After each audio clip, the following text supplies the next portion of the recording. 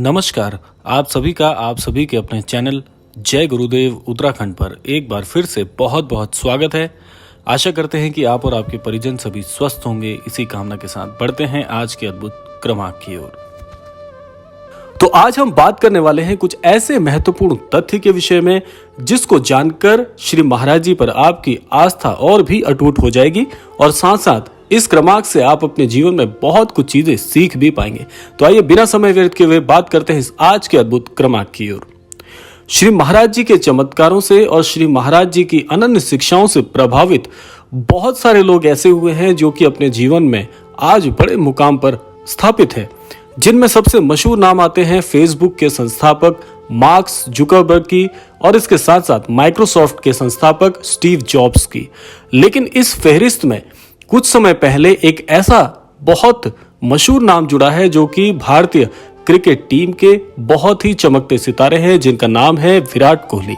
विराट कोहली जो कि भारतीय क्रिकेट टीम में अपने सर्वोच्च प्रदर्शन के लिए जाने जाते हैं, उन्होंने भी श्री महाराज जी के सानिध्य में आकर बहुत सी चीजें ऐसी सीखी है जिससे आज उन्हें फिर से वो सारी चीजें स्वतः ही महाराज जी की कृपा से प्राप्त हो गई है जिसके लिए वो प्रयास कर रहे थे। लेकिन एक समय उनके जीवन में भी ऐसा आया कि वो अपने खेल के उस प्रदर्शन से ना तो संतुष्ट थे और ना ही अन्य खिलाड़ियों की तरह उनके मन में यह भाव था कि वो भारतीय क्रिकेट टीम के लिए कुछ अच्छा प्रदर्शन कर पा रहे हैं। तो इस परेशानी में उनके जीवन में श्री महाराज जी के सानिध्य की उन्हें प्राप्ति होती है। वो कैसे होता है कि विराट कोहली पिछले साल नवंबर में श्री कैंची धाम में जाकर महाराज जी के दर्शन करते हैं और उनके दर्शन मात्र से ही उनके जीवन में उन्हें फिर से वो सब चीज प्राप्त हो जाती है जिसके लिए वो प्रयासरत थे। हुआ ये था कि पिछले 3 साल से उनके जीवन में जो उनका प्रदर्शन था क्रिकेट को लेकर, वो बहुत बुरे दौर से गुजर रहे थे। उनका प्रदर्शन उतना अच्छा नहीं था, ना तो वो स्वयं से संतुष्ट थे और ना ही उन्हें ये लग रहा था कि उनके प्रदर्शन से भारतीय क्रिकेट टीम को कोई खास लाभ हो रहा है। तो ऐसे में उन्हें महाराज जी के विषय में जानकारी प्राप्त हुई और उन्होंने अपने परिवार सहित महाराज जी के श्री कैंची धाम में महाराज जी के दर्शन किए और महाराज जी का आशीर्वाद प्राप्त किया। अब देखिए हुआ क्या, महत्वपूर्ण दौर से जब उन्होंने महाराज जी के दर्शन किए तो उससे उन्हें क्या लाभ हुआ। उन्हें सबसे महत्वपूर्ण लाभ ये हुआ कि नवंबर के बाद से लेकर आज इस विश्व कप के दौर तक उनके प्रदर्शन पर यदि आप नजर डालते हैं तो उनका प्रदर्शन हमेशा सर्वोच्च रहा, सर्वोत्तम रहा, जिससे भारतीय क्रिकेट टीम को भी बहुत लाभ हुआ और साथ साथ उनका व्यक्तिगत जो उनका अपना कार्य क्षेत्र था उसमें भी उन्होंने बहुत अच्छा प्रदर्शन किया।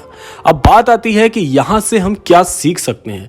देखिए श्री महाराज जी एक ऐसे आध्यात्मिक संत हुए हैं, एक ऐसे आध्यात्मिक गुरु हुए हैं, जो भी व्यक्ति उनकी शरण में जाता है चाहे वो किसी भी दौर से गुजर रहा हो, महाराज जी उस अनन्य भक्त को उसका वह कौशल और उसे आध्यात्मिक प्रवृत्ति प्रदान करते हैं जो कि उसके जीवन के लिए सर्वोच्च प्रदर्शन हो सकता है।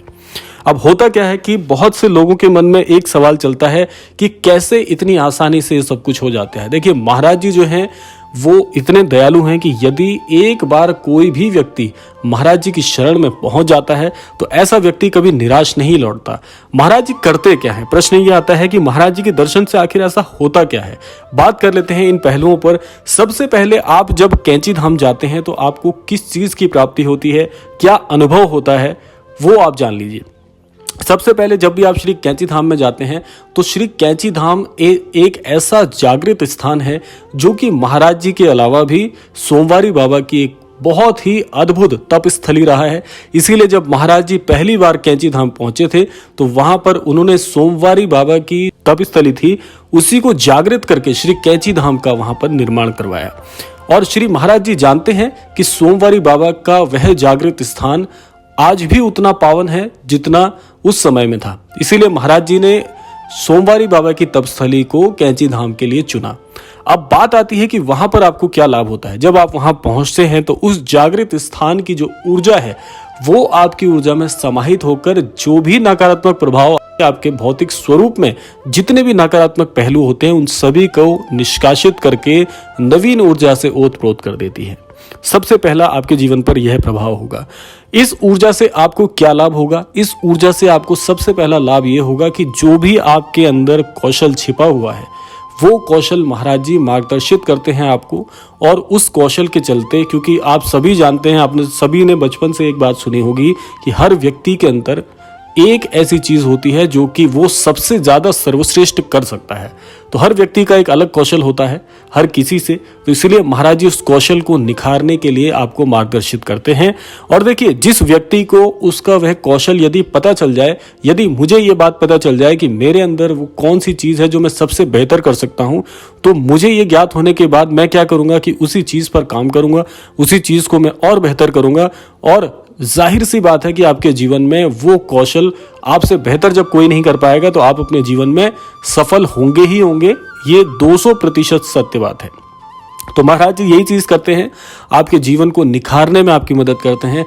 और दूसरी महाराज जी की सबसे महत्वपूर्ण बात यह है कि महाराज जी का एक नियम है कि जिस भक्त से एक बार वो जुड़ जाते हैं या जिस भक्त को अपने सानिध्य में ले लेते हैं, ऐसे भक्त के जीवन को निखारना महाराज जी की संपूर्ण जिम्मेदारी बन जाता है।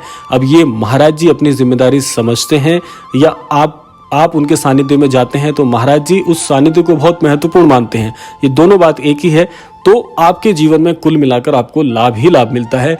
और सबसे महत्वपूर्ण बात यह है कि अगर एक बार किसी अनन्य भक्त ने श्री महाराज जी को शीश नवा दिया, महाराज जी के दर्शन कर लिए, तो महाराज जी उस भक्त का हाथ जीवन में कभी नहीं छोड़ते। चाहे वो भक्त महाराज जी का हाथ छुड़ाकर जाना चाहे, लेकिन महाराज जी कभी भी ऐसे भक्त का साथ नहीं छोड़ते। तो सोचिए, इतना अटूट बंधन आपको और कहाँ मिल जाएगा।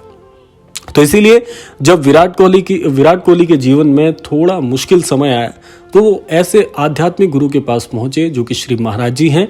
और उन्होंने महाराज जी को शीश नवाकर उनका आशीर्वाद प्राप्त करके उसके बाद जितना भी प्रदर्शन किया वो सारा प्रदर्शन सर्वश्रेष्ठ है। और एकदम साक्ष्य वाली बात है, आप देख लीजिएगा उनका जो प्रदर्शन है, महाराज जी के दर्शन करने के बाद से लेकर आज तक उनका प्रदर्शन बहुत बहुत सर्वश्रेष्ठ रहा।